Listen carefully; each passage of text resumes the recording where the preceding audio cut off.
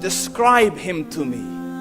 And Muslims, look at the description of your Rasool.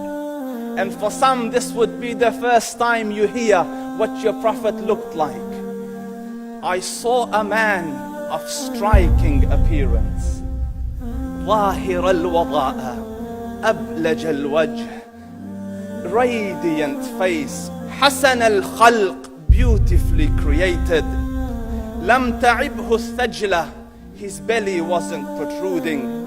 ولم تزر به السعلة, nor was his head disproportionate and small.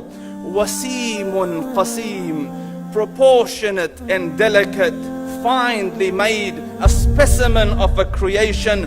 في عينيه دعج, in his eyes there was a contrast. The dark was immensely dark, the white was excessively white. وفي أشفاره وطف, and his eyelashes were long. وفي صوته صهل, and in his voice was a natural echo. وفي عنقه سطع, and his neck was elegantly long. وفي لحيته كثاثة, his beard was full and thick. أزج أقرن, his eyebrows were arched, but they were not joint, it was separated. In summit فعليه الوقار, when he was silent, dignity covered him. وإن تكلم سماه وعلاه البهاء, and when he spoke it was audible and clear, almost commanding and overtaking. أجمل الناس وأبهاهم من بعيد, from afar the most striking and outstanding in appearance. وأحسنهم وأجملهم من قريب, and when he came near, the best of them and the most handsome of them in closeness. حلو المنطق, such an exalted and sweet level of logic. Like when he used to speak, it was so coherently logical, it was smooth and easy to understand. فصل لا نزر ولا هذر, he was to the point, not excessive nor too short.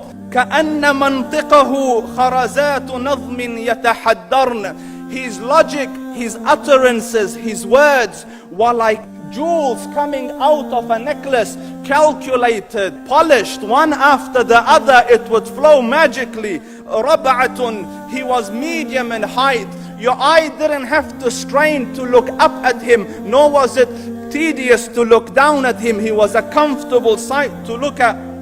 له رفقاء يحفون به, he had friends, the people that were with him, they were working around him to try to serve and protect him. إن قال سمعوا لقوله, when he used to say something, they used to hearken to what he used to say. وإن أمر تبادروا إلى أمره, when he commanded, they used to compete to fulfill the command. This is Muhammad Rasoolullah. This is Muhammad Rasoolullah. Anas ibn Malik says, he says, I came out one night, it was the full moon night.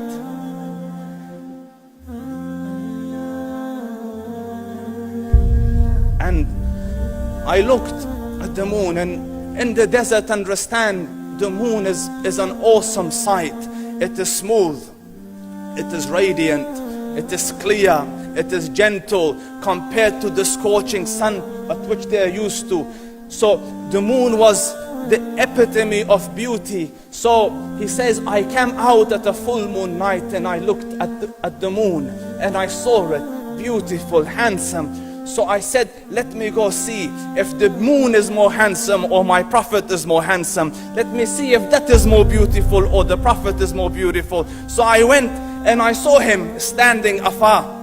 So I looked at his face and I looked at the moon, and I looked at his face, and I looked at the moon, and I looked at his face, and I looked at the moon, and he said, Wallahi, he was more handsome than the moon in its entirety.